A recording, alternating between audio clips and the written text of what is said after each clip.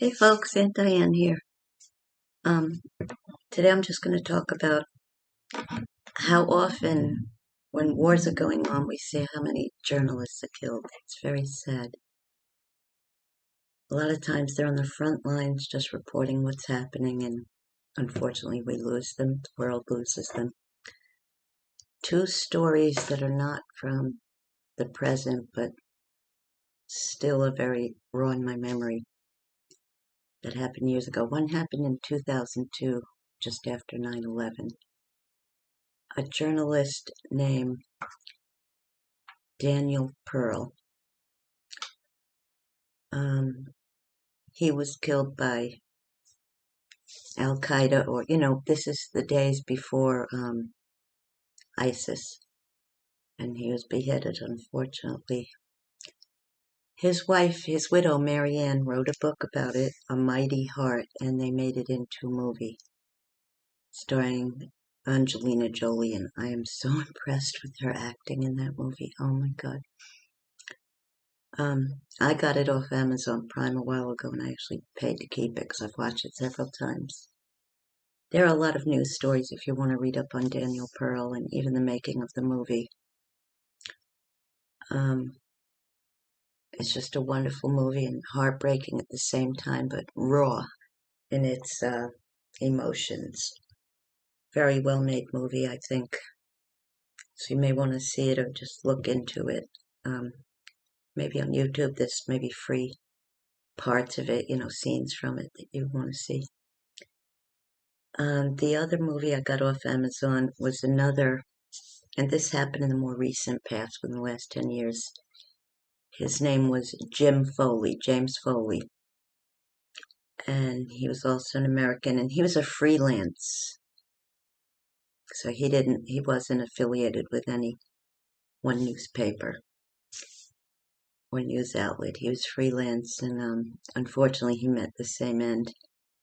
The movie he is in is actually a documentary called Jim, and the whole thing is done in documentary form, and like members of his family and even prisoners who were imprisoned with him but were set free, or people that worked with him and befriended him on the war fronts, and other journalists who had made it out of the country safely, which was during not long after the Arab Spring started, so the Iraq and Syrian conflict, which is still going on. It just, I guess, the situation with Russia and Ukraine has taken it over now. A lot of journalists have also died in Ukraine, just reporting the news. I mean, it's very sad. From as far back in my life, from when I was a little kid in Vietnam, it wasn't uncommon for journalists to be killed, of course, and probably throughout history. It's always happened, so we need to say an extra prayer for those journalists, because without them, we wouldn't have so much news that we do now. They're putting their life on the line every time they go out to the battlefield. Some of them can be a safe distance away, maybe overlooking a city and saying, here's what's going on, but some of them go right into where the action is to interview the locals and just, get right in the action, and unfortunately, they lose their lives because of it. But you might want to, excuse me, weather. You might want to check out these two films. One is called A Mighty Heart. The other one is called Jim, the documentary. Okay, and that's it for today. I just want to remind everybody, I know you're probably already doing it, let's say a prayer, or whatever religion you believe in, or any higher power. Just give good thoughts to the people.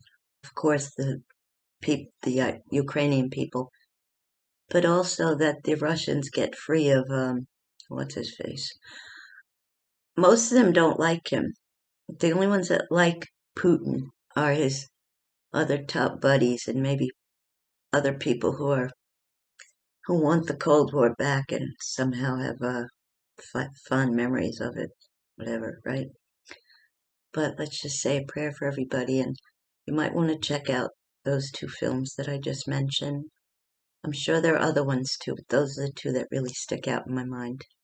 I'll be back with more music in a couple days. God bless you. Love you. Bye bye.